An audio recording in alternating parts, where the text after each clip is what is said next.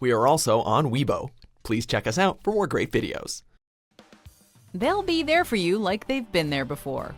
Welcome to Ms. Mojo, and today we're counting down our picks for the top 10 best friendship moments on Friends. You know, I gotta tell you, this really does put me in a better mood.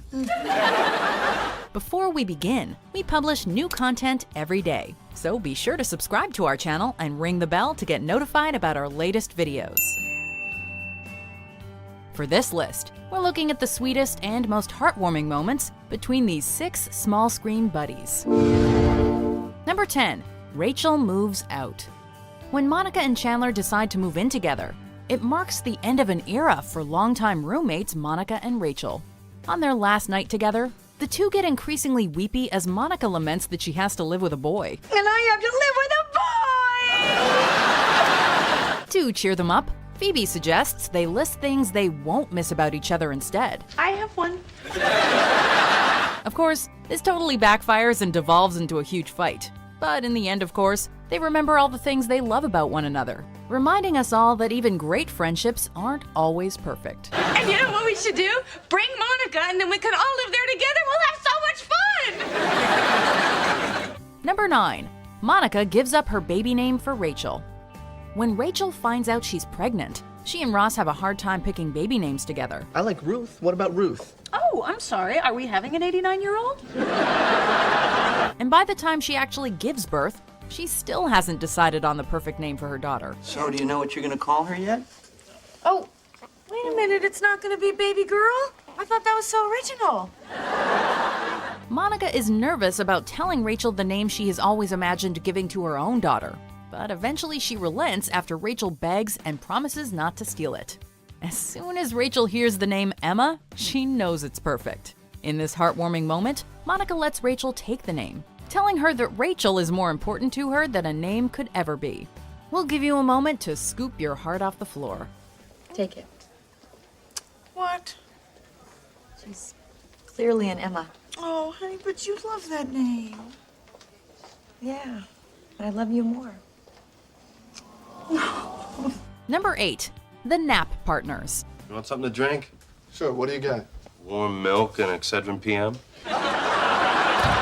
There are a few instances on Friends where the guys are reluctant to embrace their emotions when it comes to their friendship with one another, and this is definitely one of them. Ross and Joey accidentally fall asleep together while watching a movie and feel confused about it when they wake up. Joey asserts that it was the best nap he's ever had and tries to recreate the experience, but Ross doesn't feel comfortable being so intimate with him. We can't do it again. Why not? Because it's weird. Eventually, though, he gives in because, hey, your gender shouldn't stop you from enjoying a good snuggle with friends. Great nap. It really was. Number 7. Joey kisses Chandler on New Year's Eve. Hey, do you guys know what you're doing for New Year's? Oh. Hey, what? What is wrong with New Year's? In the show's first season, on the first New Year's that the gang is all together, they agree to not invite dates to the party so they can enjoy their time with one another instead. I say this year, no dates. We make a pact. Just the 6 of us. Dinner. Of course, things don't exactly go as planned, and by the time the countdown is starting, Chandler is left with no one to kiss when the clock strikes midnight. He starts yelling for someone to kiss him, and Joey steps up when no one else will. That's what friends are for, right? All right, somebody kiss me. Somebody kiss me. It's midnight. Somebody kiss me. Somebody kiss me. It's midnight. It's one time. Number 6. Joey goes vegetarian for Phoebe. Can't believe it. The baby wants bologna. Baby wants me to eat meat. I can't eat meat. Wait. Maybe it's a pickle. When Phoebe's pregnant with her brother's triplets, she starts having food cravings that don't exactly line up with her moral values.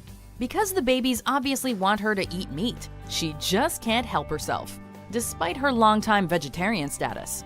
She feels awful about it though, and that's when Joey decides to make the ultimate sacrifice for his friend. Hey, what if I said I could even things out for you, meat-wise? He says he'll give up meat so that no more animals are harmed during her pregnancy. Considering how important Joey's food is to him, This move gives him tons of points in our book. Joey, I can't believe you would do that for me. Absolutely. I could be a vegetarian. There's no meat and beer, right? Number 5. The Jellyfish. Check this baby out. Dug me a hole. At the beginning of season 4, all the friends are staying at a beach house together. But things go awry when Joey, Chandler, and Monica decide to go out and have some fun in the sun together. Monica gets stung by a jellyfish, and the guys tell her that the only way to mitigate the pain is to pee on herself. Well, there's really only one thing you can do. What? What is it? You're gonna have to pee on it. She can't quite get the angle right, so Joey jumps in to offer his services. No! Joey, we swore we'd never tell. They'll never understand. When he gets stage fright, though, Chandler has to take his place. You know you're really close when you're willing to pee on a friend in need. I wanted to help, but there was just too much pressure. So I turned to Chandler.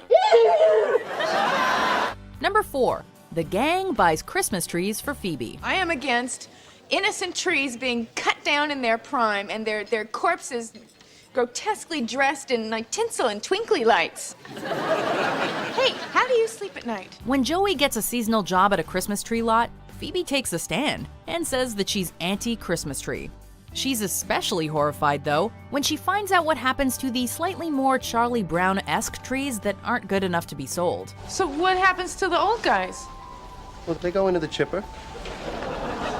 Well, I have a feeling that's not as happy as it sounds. Her friends make a Christmas miracle happen, however, when they buy all the sad brown and spindly trees for her and use them to decorate the apartment.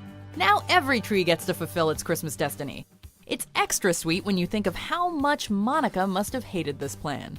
Merry Christmas! You sang them! Number 3. Pivot. I'm sorry, I just want to make sure I bought the right couch. Often, being a good friend comes with the responsibility of doing something you'd rather not. And if you're young and living the apartment life, that often means helping your friends move their stuff.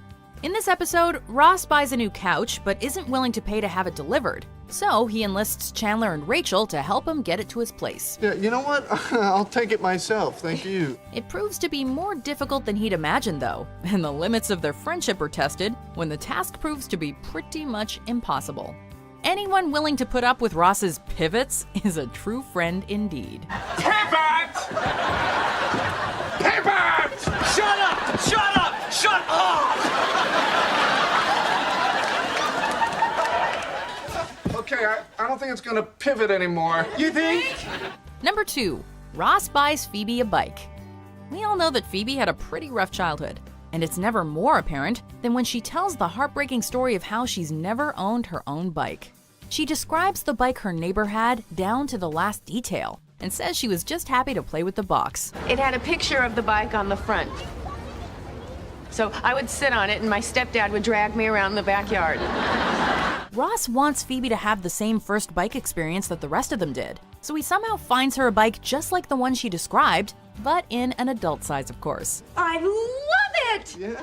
Oh, and I love you. Not that way. But the bike got you a lot closer. She may not be able to ride it, but it's the thought that counts. I can't believe it! I did it! I rode a bike! I never thought I'd be able to do that. Before we unveil our number 1 pick, here are some honorable mentions. What's not to like? Custard, good. Jam, good. Meat, good. Come on! Let's start running! Let's go! That's a pretty girly hour we just spent. We should probably do something manly, make up for it. Yeah.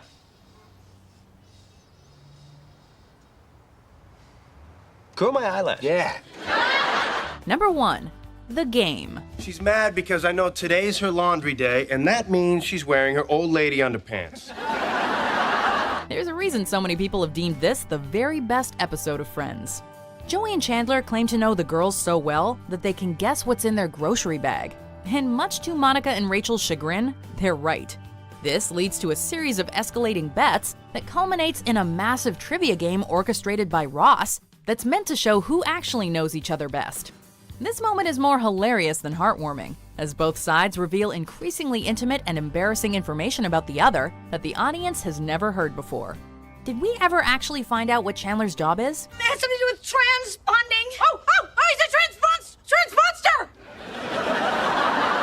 Either way, they shared pretty much everything. Chandler was how old when he first touched a girl's breast? 14? No, 19. Thanks, man. Do you agree with our picks? Check out these other great clips from Ms. Mojo and subscribe for new videos every day.